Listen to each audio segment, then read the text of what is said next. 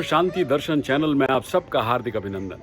इस चैनल की अवधारणा MIT ग्रुप पुणे के विश्व धर्मी महामहिम प्रोफेसर डॉक्टर विश्वनाथ कराड जी की है। एक सन्यासी की तरह, एक तपस्वी के समान उन्होंने भारतीय मूल्यों, परंपराओं, ज्ञान विज्ञान और विश्व शांति के लिए अपना पूरा जीवन समर्पित कर दिया।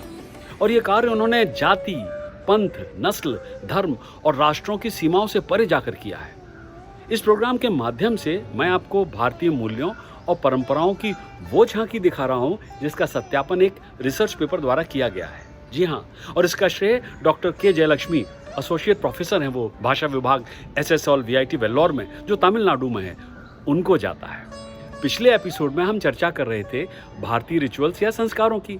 आज जानेंगे अन्नप्राशन संस्कार के बारे में। ये छठे महीने में आयोजित होने वाला समारोह है जहां बच्चे को पहली बार ठोस आहार दिया जाता है। परंपरागत रूप से चावल, घी, दही और शहद का मिश्रण दिया जाता है।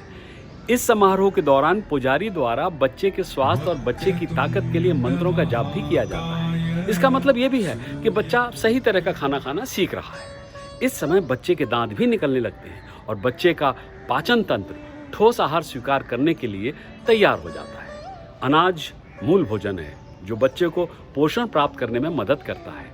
फलों के सेवन से बच्चे को सभी महत्वपूर्ण विटामिन और खनिज मिलते हैं। चूड़ाकरण संस्कार ये तब किया जाता है जब बच्चा 1 वर्ष का होता है या फिर 3 साल का। ये संस्कार परिवार परंपराओं का पालन करते हुए और मंत्रों का जाप करते हुए किया जाता है। इस समारोह के दौरान बच्चे के बालों का मुंडन भी होता है। यह संस्कार बच्चे की कपाल और बालों की ग्रोथ की परीक्षा का अवसर देता है। इस संस्कार के दौरान क्रेनियोसाइनोस्टोसिस जैसी असमानताओं का पता भी चलता है। यह असमानता एक जन्म दोष है जिसमें बच्चे के कपाल की हड्डियां बहुत जल्दी आपस में जुड़ जाती हैं और ये बच्चे के दिमाग को पूरी तरह से विकसित होने से पहले होता है, जो उसकी नॉर्मल ग्रोथ के लिए अच्छा नहीं है। कर्णभेदन संस्कार, इसका 16 संस्कार में प्रमुख महत्व है। ये वो कार्य है जहाँ कान को छेदा जाता है। ये कार्य जन्म के बाद पहले और तीसरे वर्ष के बीच में किया जाता है। कान के लोब्स को तब तक छेदा जाता है जब तक कि उनके माध्यम से सूर्य की किरणें आर पार न देखी जा सके। भारतीय संस्कृति में स्त्री और पुरुष दोनों के द्वारा आभूषण पहनने की प्रथा प्रचलित थी, लेकिन समय के साथ साथ यह कम होती चली गई, केवल अलंकरण का प्रतीक बन गई। कर्णभेदन आमतौर पर बच्चे के मुंडन के साथ किया जाता है। कर्णभेदन के पीछे का विज्ञान एक्यूपंक्चर और एक्यूप्रेशर जैसे उपचार के बराबर है। जी हाँ, हमारे कान के बाहरी हिस्से में कई एक्यूपंक्चर और एक्यूप्रेशर बिंदु होते हैं जो कि अस्थमा के उपचार के लिए महत्वपूर्ण है।